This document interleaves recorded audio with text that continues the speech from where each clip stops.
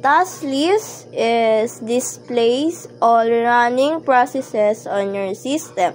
Also, that lists all running processes along with their process IDs, open parentheses, PIDs, memory usage, and other details. Next is driver query.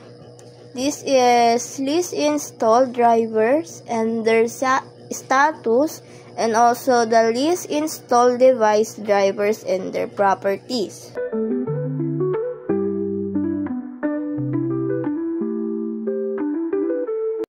Next is stats. Display network, connection, port, and listening services. Also shows active TCP. TCP means is Transmission Control Protocol. Connections, open ports, and network statistics. Is ping.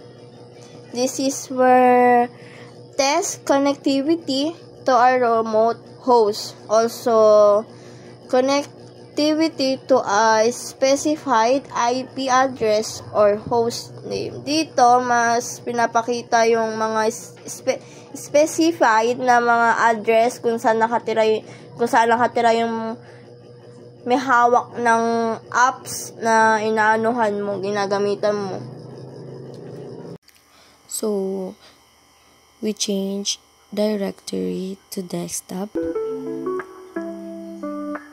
And then, we put compact, the command line, which means something that's small or tightly packed. Like when we compress a file to make it smaller, we're making it compact.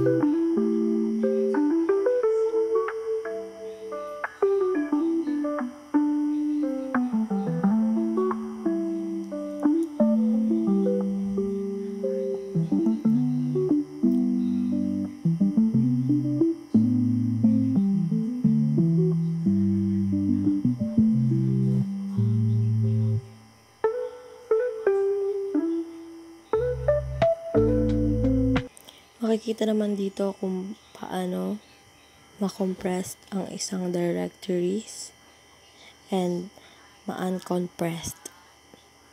So, we did the dir para makita natin.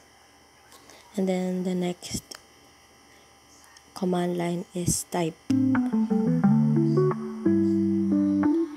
A type is just the kind of data we're dealing with. For example, if we're working with a number, that's one type. If it's text, that's another type. It helps the computer know how to handle the data.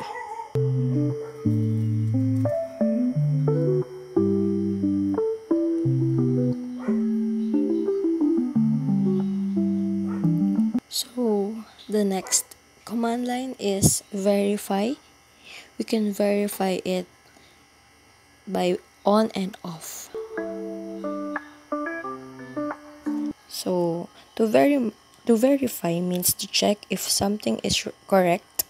Like after writing code, we verify it works by testing it. And then we're going to dir so we can see.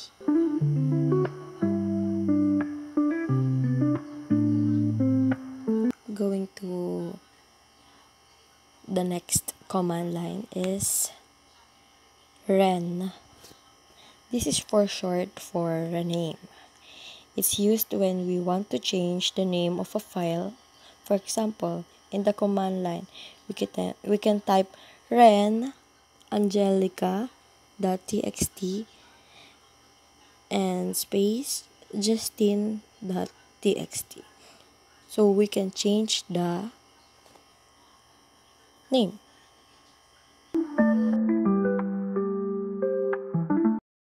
System info refers to details about a computer's hardware and software configuration, such as operating system, processor, RAM, and more.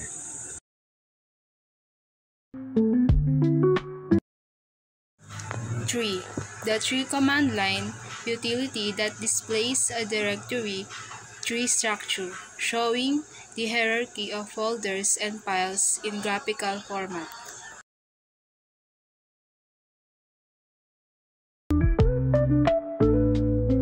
F-type.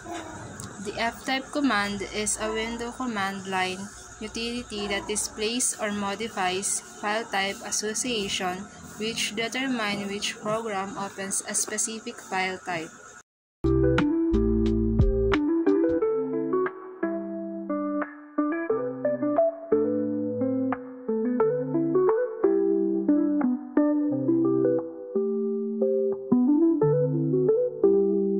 ASCII is a command line utility in Windows that allows users to recall and edit previous commands as well as create command aliases of macros. It's a useful tool for improving productivity in the command prompt.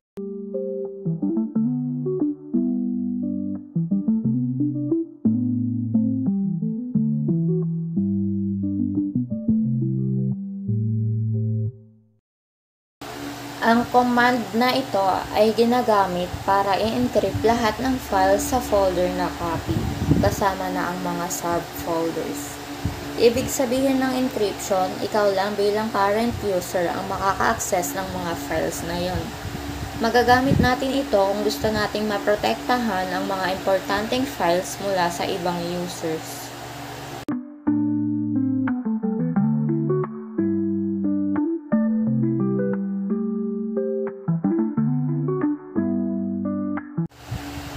Itong command naman na ito ay kabaliktaran.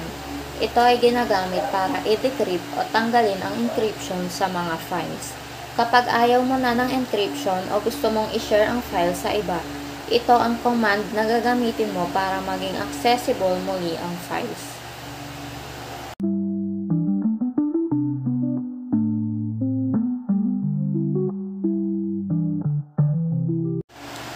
Dito naman, kapag ginamit mo ang command na ito, makikita mo ang listahan ng lahat ng Wi-Fi networks na nakakonekan mo na dati.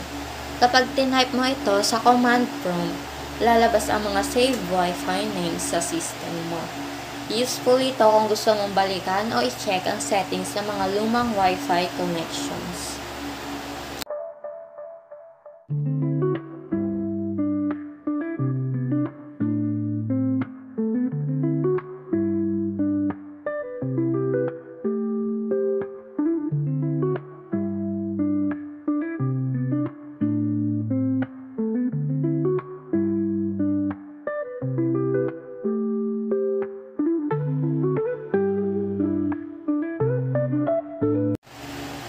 Ang command naman na ito ay ginagamit para i-backup ang mga Wi-Fi settings kasama ang password.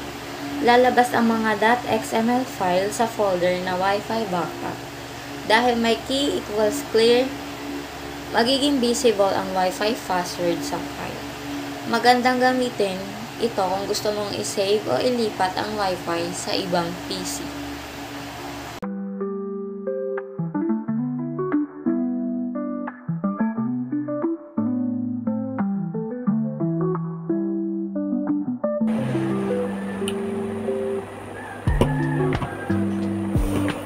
Ayan for today, so gagawa tayo ng text file.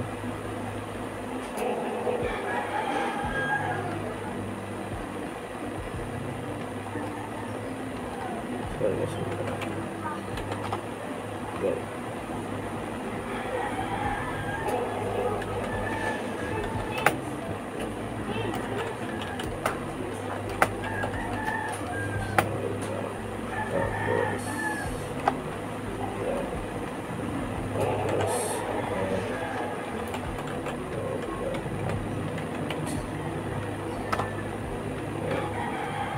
So, dir lang natin para makita natin yung laman ng folder. Ayan. So, dito na siya. So, ito siya. Ayan. So, hindi natin siya pwedeng i-dir. ay hindi natin siya pwedeng change directory sa my file.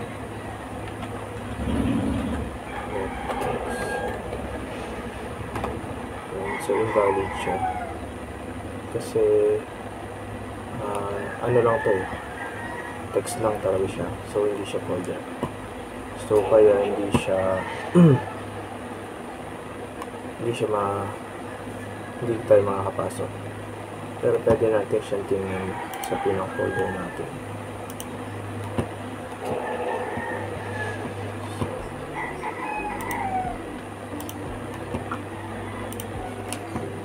Tingnan natin.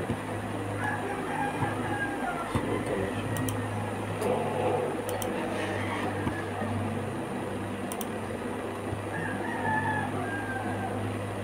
Ito na siya. So, ayan na siya. So, kung gusto natin ulit dagdagan siya, so, simplify. Tipurin natin. Ito.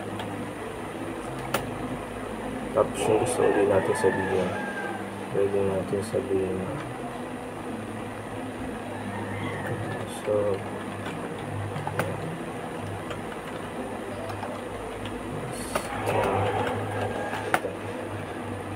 tapos ganun ulit, pero dalawang pag ganun siya, test line. Tapos yung my file dot text. Yeah. So ayun, pumasok na siya. So tingnan natin ulit sa file.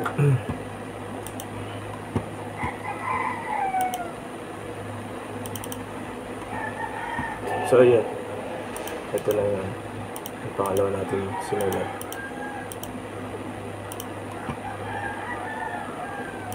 So, kung gusto naman natin siyang i-delete, so, simplify here, tapos, yung my file name, file text file, text, tapos, dir natin.